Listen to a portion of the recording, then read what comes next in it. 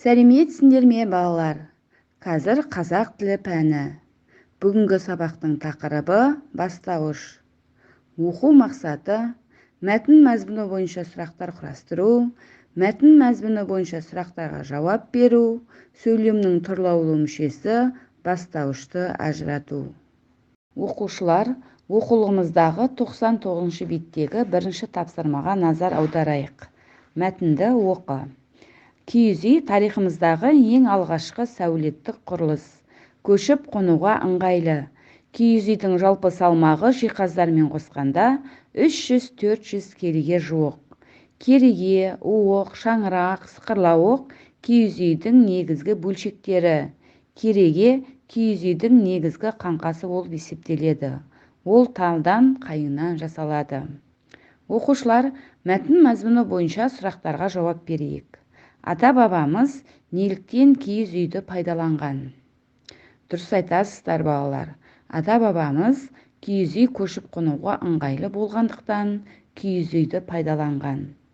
Киіз үйдің негізгі бөлшектеріне нелер жатады? Өте жақсы. Кереге, уық, шаңырақ, сықырлауық жатады. Кереге неден жасалады? Керемет жауап. Кереге талдан, қайыңнан жасалады.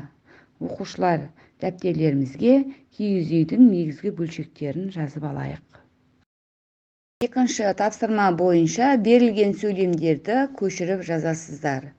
Киіз үй тігілді, атам төрге жайғасты, балалар далада ойнады. Қарамен жазылған сөздерге сұрақ қоямыз. Не тігілді? Киіз үй тігілді. Кім төрге жайғасты? Атам төрге жайғасты. Кімдер далада ойнады? Балалар далада ойнады. Киіз үй не деген сұраққа, атам кім деген сұраққа, балалар кімдер деген сұраққа жауап беріп, қимыл іс-әрекеттің иесін білдіріп тұр. Олай болса, қимыл іс-әрекеттің иесін білдіретін сөздерді бастауыш дейді. Бастауыш кім кімдер, не нелер, кімі кімің, несі нең деген сұрақтарға жауап береді.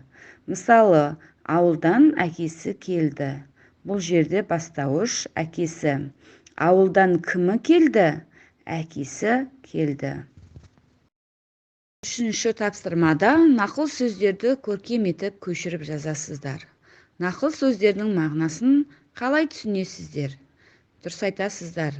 Шаңырағың шайқалмасын дегеніміз отбасында ешқашан ұрыс-керіс болмасын деген мағынада айтылған.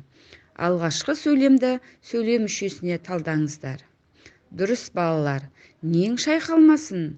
Шаңырағың шайқалмасын. Шаңырақ деген сөз бұл жерде бастауыш болып тұр. Киіз үйге қатысты қандай нақыл сөздерді білесіздер? Өте жақсы жауап бердіңіздер.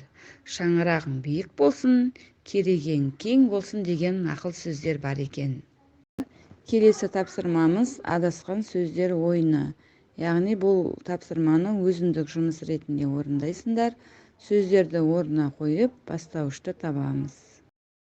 Оқушылар, сабағымыздың соңында мына сұрақтарға жауап беріп, кері байланыс жасайсыздар. Бүгінгі сабақ сіздерге түсінікті болды деп ойлаймын. Сау саламат болыңыздар.